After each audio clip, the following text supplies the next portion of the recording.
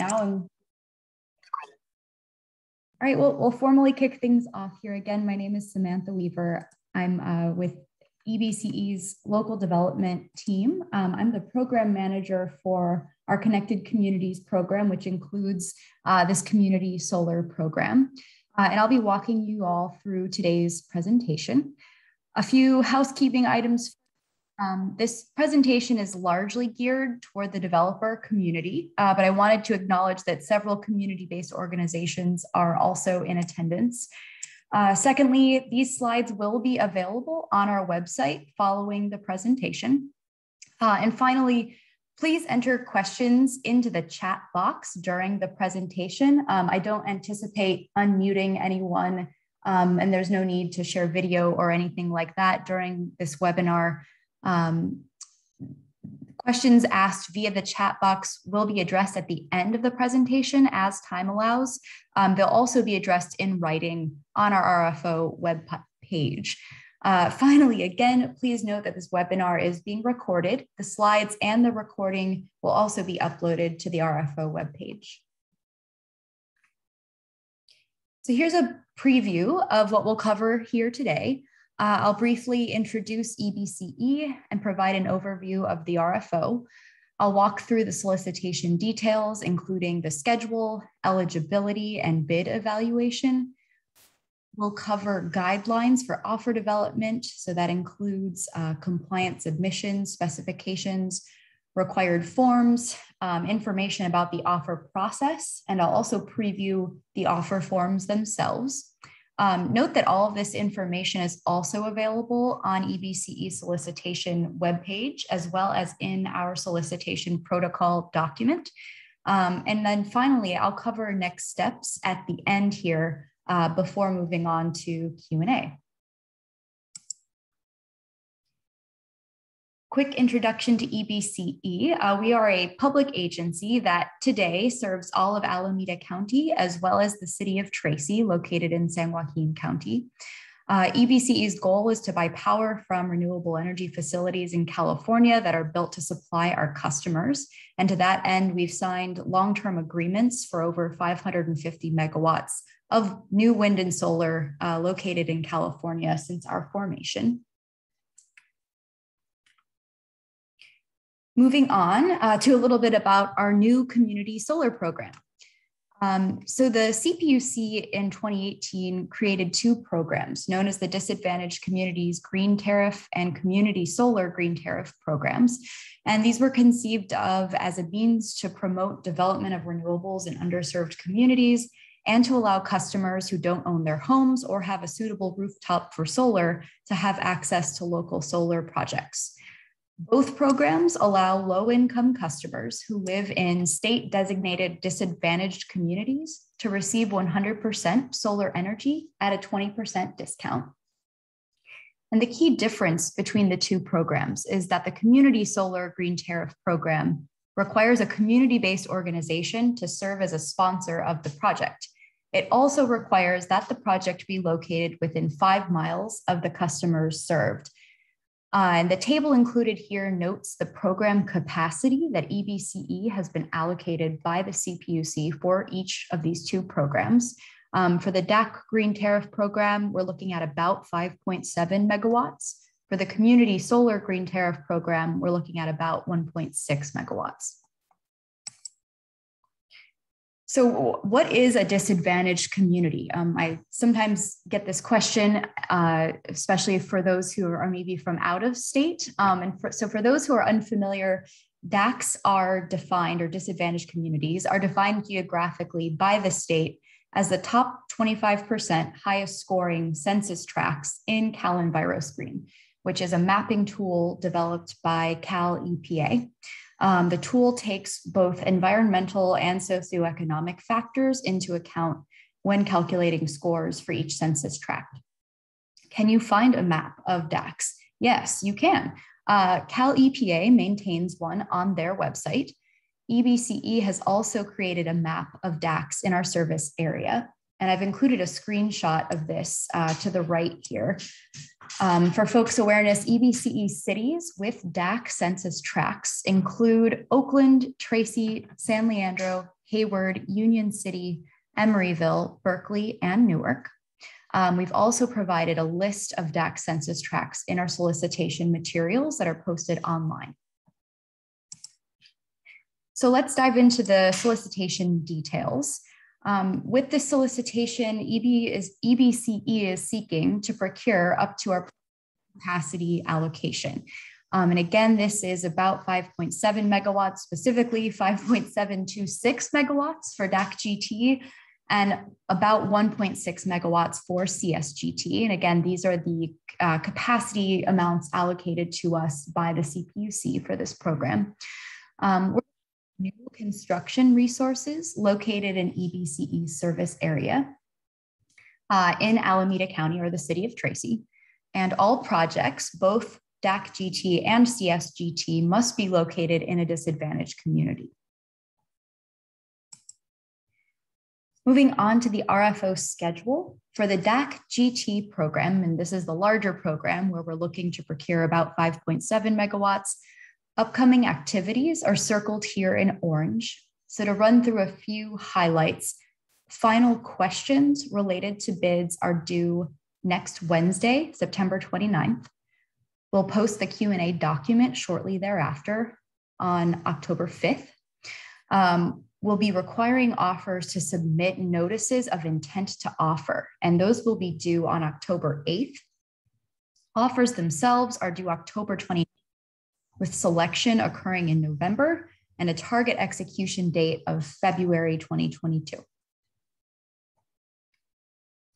For the CSGT RFO, our program has a slightly different schedule in order to allow for additional time and to accommodate the need for community sponsorship. So to that end, I will mention a few times throughout this presentation that we are hosting an initial meet and greet event for potential community sponsors and solar project developers next Tuesday. That's on September 28th. Final questions about the RFO, as with the DAC GT schedule, are due next Wednesday, September 29th. Notices of intent are due October 8th. The offer date is December 10th, and we hope to select projects in February of next year with a target contract execution date in April of 2022. So now I'll get into the details a bit and talk about project eligibility. So the table here compares project design requirements for both DAC GT and CSGT. Differences for the CSGT program are shown in bold. You'll see there are many similarities, but some key differences. Starting with project location, for both programs, we're looking for projects in our service area within a disadvantaged community, as designated by CalEnviroscreen. Projects that have any portion of their site boundary intersecting a DAC census tract will have been deemed to have met this locational requirement. Additionally, please be aware that for the CSGT program, the project must be not more than 5 miles away from the census tract in which subscribing customers reside. Moving on to eligible resources. For DAC GT, we're accepting new solar or wind RPS eligible in front of the meter projects. For CSGT, we're accepting offers for solar projects. In both cases, for both programs, behind the meter projects, non-renewable technology and energy storage are not eligible for this program. On project size, for DAC GT projects, we're looking for projects between 500 kilowatts and 5.726 megawatts. For CSGT, there's no minimum size, and we're accepting projects up to 1.5625 megawatts. The next 3 items here apply the same way to both programs. Commercial operation date, this we'd prefer as soon as possible, but no later than April 1st, 2025. For both programs, a detailed workforce development plan must be included. And if selected, a seller must be willing to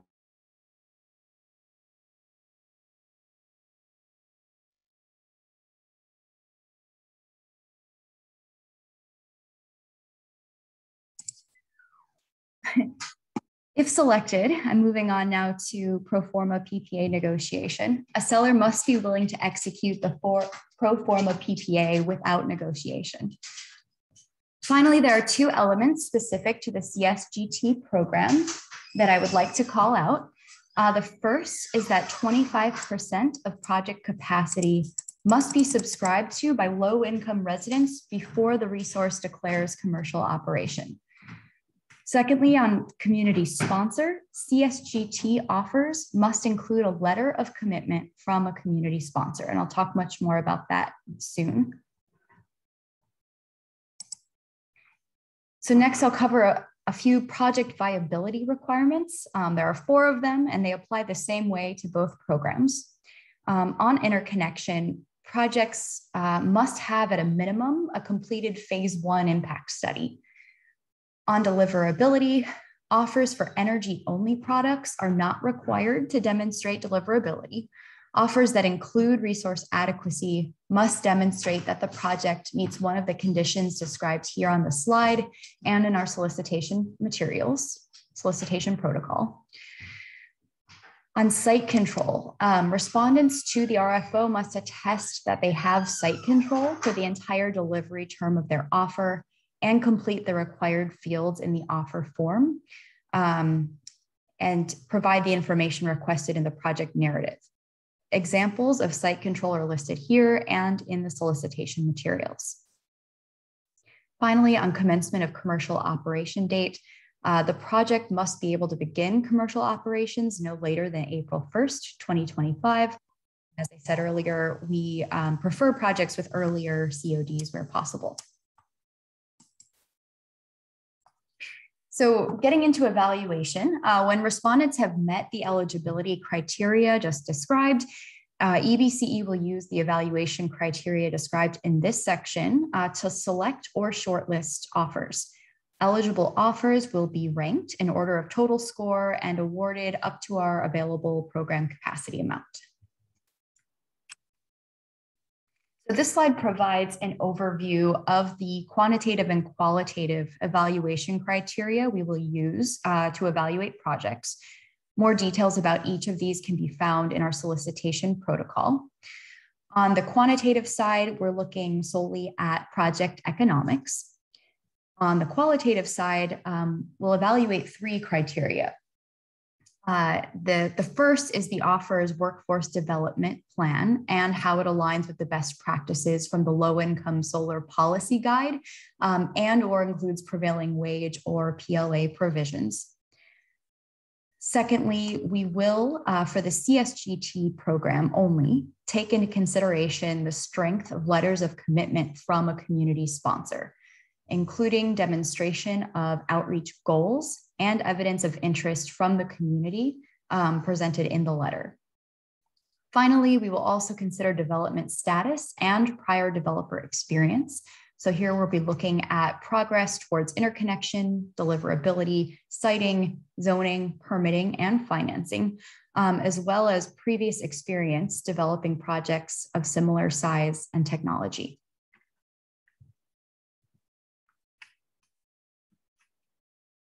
Getting into guidelines for offer development. So first, to discuss price, we ask that respondents submit offer forms with the best and final price. We will not consider updated price offers or refreshed prices submitted after the deadline. And we ask that the price be stated in annual dollars per megawatt hour for the term of the PPA. So this section is on compliant submission specifications. So all offers must meet the following specifications in order to be considered. So the product offered can be energy and green attributes, as well as resource adequacy, if applicable. For location, again, we're looking for projects in EBCE service area. It must be connected electrically to a circuit, load, or substation that's within PG&E service territory. And it must be located within an eligible DAC census tract. For terms may be offered for 10, 15, or 20 years. Prices must be offered at the project P node with a 0% annual escalator and stated in annual dollars per megawatt hour. The installed capacity, again, offered for DAC GT can be no less than 500 kW and no greater than 5.726 megawatts. For CSGT, we're looking at a nameplate capacity no greater than 1.5625 megawatts. For COD, again, we're looking for projects with CODs on or prior to April 1st, 2025. For the scheduling coordinator, this may be EBCE or the seller. EBCE prefers sellers be the scheduling coordinator, but we're open to other proposals. On ownership, all projects will be owned by the respondent. Just to continue on this, we're almost done. For the number of offers.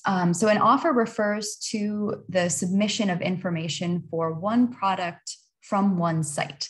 Respondents may submit alternatives, and you're not limited in either the number of offers you may submit or the number of variations. For site control, once again, respondents must attest that they have site control. For interconnection, respondents must have, at a minimum, completed a phase 1 study at the time of offer submittal. For workforce development, we're requesting that respondents submit a workforce development plan. And last but not least, for the CSGT program, respondents must submit a letter of commitment from a community sponsor.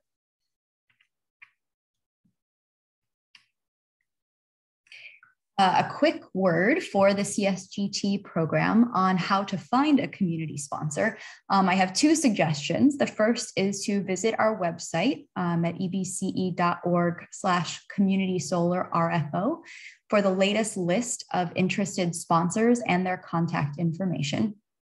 The second suggestion is to attend our matchmaking event for prospective developers and sponsors. That will be held next Tuesday, September 28th. I've included a link to register here, and I think a number of you have already done so, but we'd love to have more developers attend. And then finally, I've included on this slide the list of potential sponsors so far. To dive into the offer submittal process, so all information submittals related to this RFO must be made via Dropbox. In order to receive a Dropbox folder, we're requesting that respondents submit a notice of intent. And that's again due by October 8th. A friendly reminder again that all Q&A questions are due by September 29th. In terms of offer due date, offers are due no later than the end of the day on October 29th for DAC GT and no later than the end of the day on December 10th for CSGT. And offers must include all documents described in the required forms section of our solicitation protocol. Just a few more notes on the notice of intent to offer. All respondents who wish to submit offers, once again, must complete a notice of intent. And this is available via online form at our RFO webpage. Filling that out will allow you to receive a unique submission folder link via Dropbox. And we will send that submission folder link to you within 2 business days of the NOI being returned. The final deadline to submit NOIs, again, is October 8th. However, earlier submission is welcomed and appreciated. As far as required forms go, submissions must include the following attachments as detailed in the solicitation protocol. All of these forms, which include several templates listed below, those are available for download at our RFO website. The required forms include a participation agreement, a project narrative. And again, if you visit our website, you'll find a template for this. That narrative includes a workforce development plan for both programs and a community sponsor letter of commitment for the CSGT program. You also must return a completed offer form, a completed PPA, interconnection studies, and a site map. And again, there's more detail related to each of these items in our solicitation protocol. I will also just preview our offer form itself. So this is an Excel document that you can download from our website. There's a screenshot of the tabs included shown at the bottom of this slide. So what we're asking for here is respondent information, that's basic contact info. There's also a tab with instructions. The next tab over is facility information. This includes items like location, COD, energy source, energy and attribute info, and interconnection information. The next tab is about offer terms that again asks for the COD, contract price, as well as other information. The generation tab asks for 3 years of historical or 1 year of simulated hourly generation data, as well as forecasted monthly generation. And then there's a final tab here that is called program requirements. And that is the place where we'll ask you to submit more program or project details so that we can ensure that your submission is compliant with the program rules. So that's the bulk of my presentation. A couple of things to highlight once more before we go to Q&A. There are some important upcoming events that I wanted to highlight one more time. As I said before, next Tuesday, September 28th, we'll host a developer and project sponsor meet and greet event. The link to register is available on this slide. Final questions are due via email to communitysolarrfo@ebce.org by Wednesday, September 29th. That's next week. And then finally, the notices of intent to offer are required and due October 8th by 5 p.m. And that's required for both DAC GT and CSGT. That said, October 8th is the last chance to submit. Earlier submissions are welcomed and appreciated.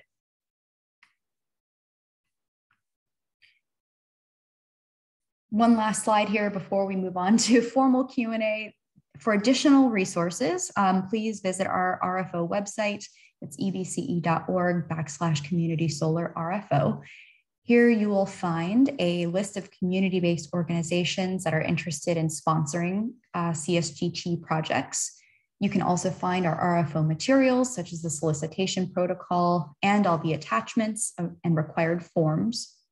We've also provided EBCE's audited financials for 2018, 2019, and 2020. And then finally, we've included a map of disadvantaged communities and solar suitable sites. The solar siting survey included in those maps was developed for EBCE for the purposes of our local development business plan. So it's not meant for this RFO specifically, but it's information we had on hand that we thought might be available. And it is a publicly available document as part of our local development business plan that was created when EBCE was first formed. So that brings me to the end here. Once again, please enter all questions into the webinar chat feature. I will do my best to address them now. And if I can't, or if we run out of time, you will find those posted in writing, responses posted in writing on our webpage by October 5th.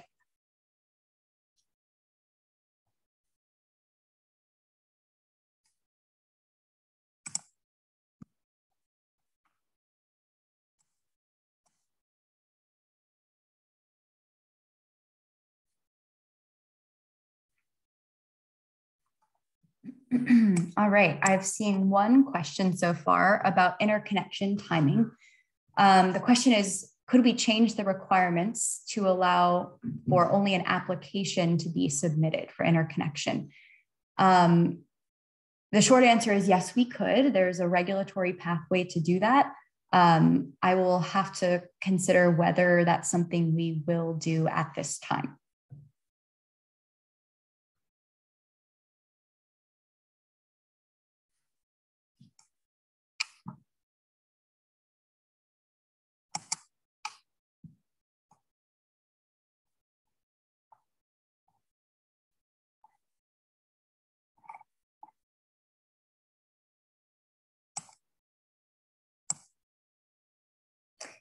Someone asked, is there any significance to the different colors on the map?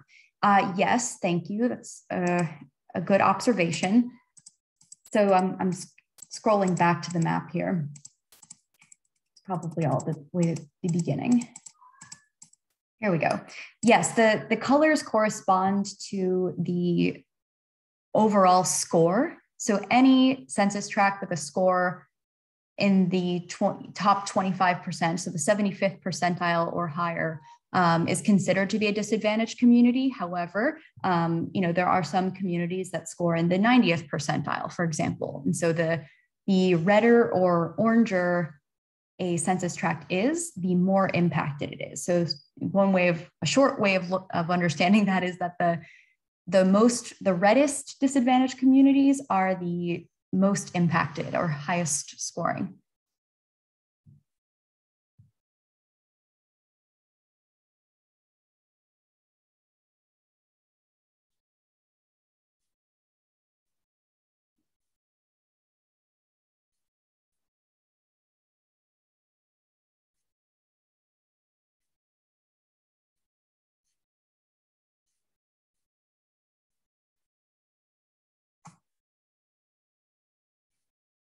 All right, if there are no other questions at this time, I think we can wrap up here in the next 30 seconds to 1 minute. And I do see that there is one question left.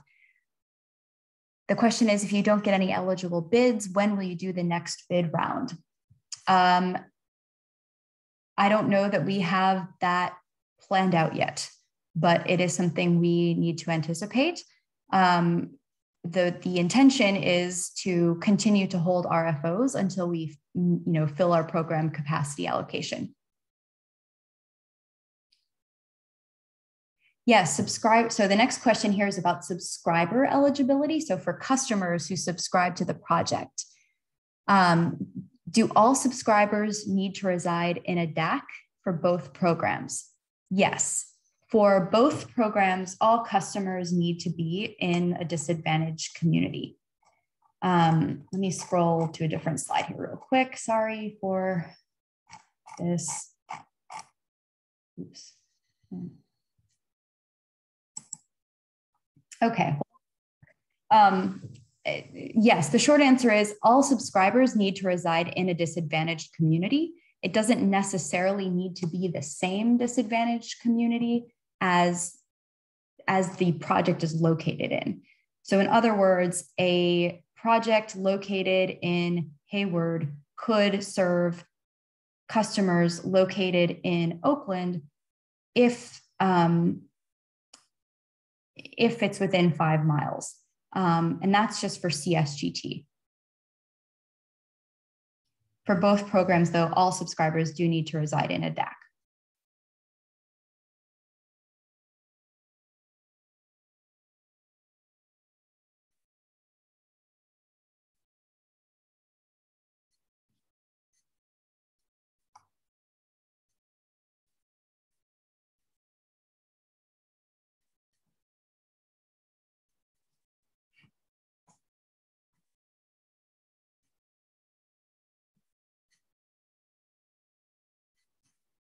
And I'll try one more time to find my slide on that.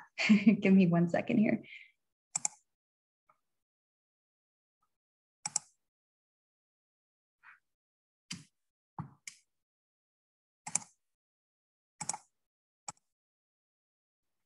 While we wait for more questions.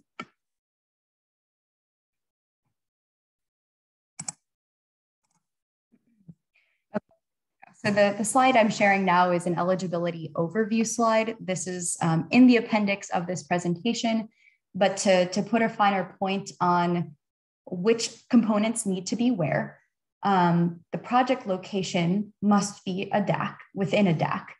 For CSGT, it must be within 5 miles of the customer's community. If the question is about the customers themselves, for CSGT, they need to be located in a DAC that is within 5 miles of the solar project. If it's DAC GT, it's just any DAC in EBCE service area. For CSGT also, at least 50% of the customers must be low income. And then sponsors, and again, this criterion applies only to the CSGT program. Those organizations sponsoring the projects must also be in a DAC if they want to receive the 20% electricity bill discount that customers can also receive. So I recognize that this is a multi-layered, complex program. I'm happy to answer other questions about eligibility now or at another time.